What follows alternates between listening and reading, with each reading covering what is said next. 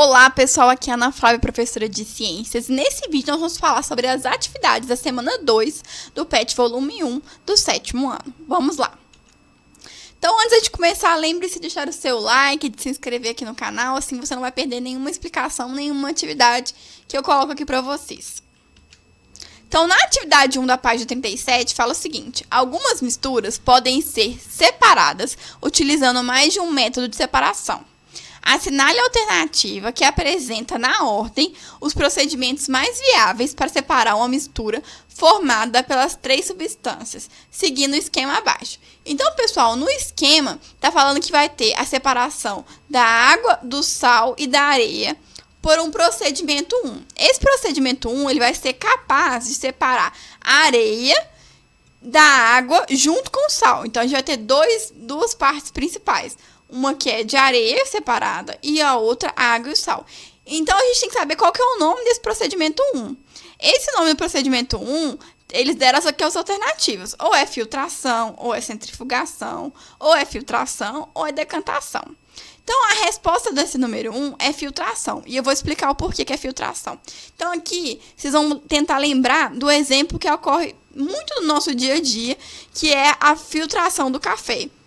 Então, quando a gente vai filtrar o café, a gente vai usar a água, o pó do café e açúcar. Então, a gente dilui primeiro a água, o açúcar na água e depois a gente coloca um filtro.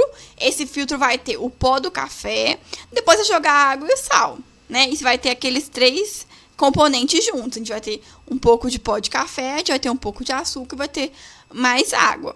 Então, nesse procedimento, vocês já sabem que é filtração. A gente usa um filtro para filtrar o café. Aquele filtro que é de papel ou filtro que é de pano. Então, vocês já conhecem isso. É só mudar o exemplo, né? Em vez de você pensar no café, no açúcar e na água, agora você vai pensar na água, no sal e na areia.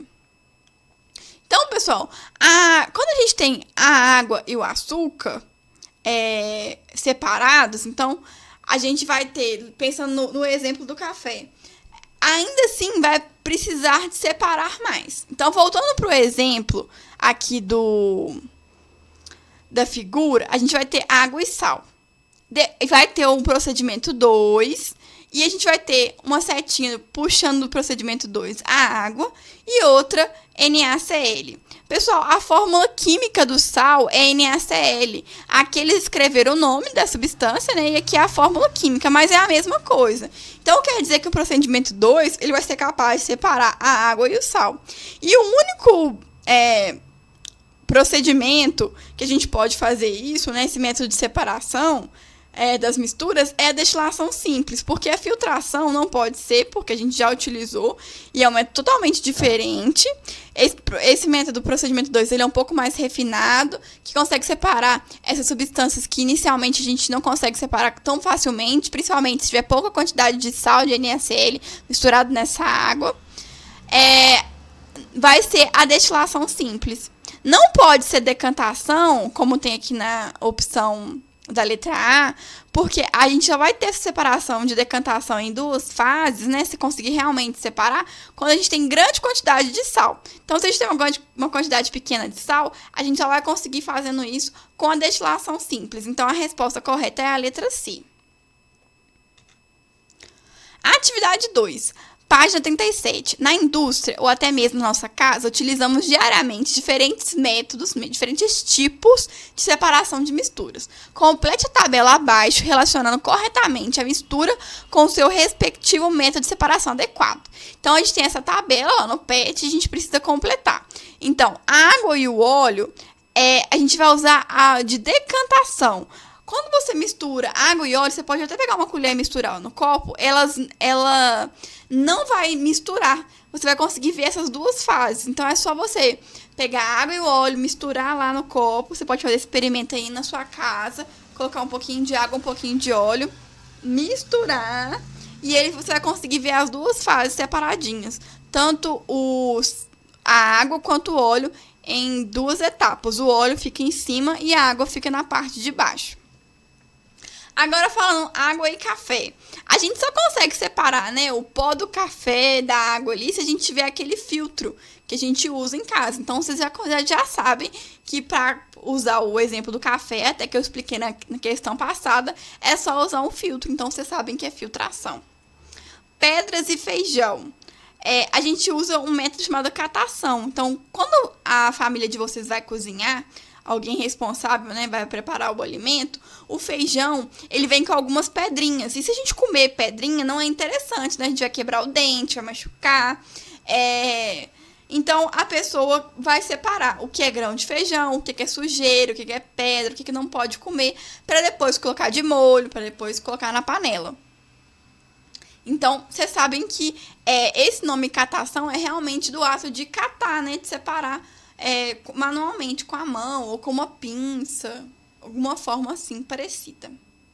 E os componentes do petróleo, a gente vai ter a destilação fracionada, que é um processo mais refinado, é um processo mais complexo, que a gente não tem assim exemplos no nosso dia a dia, é uma coisa mais industrial.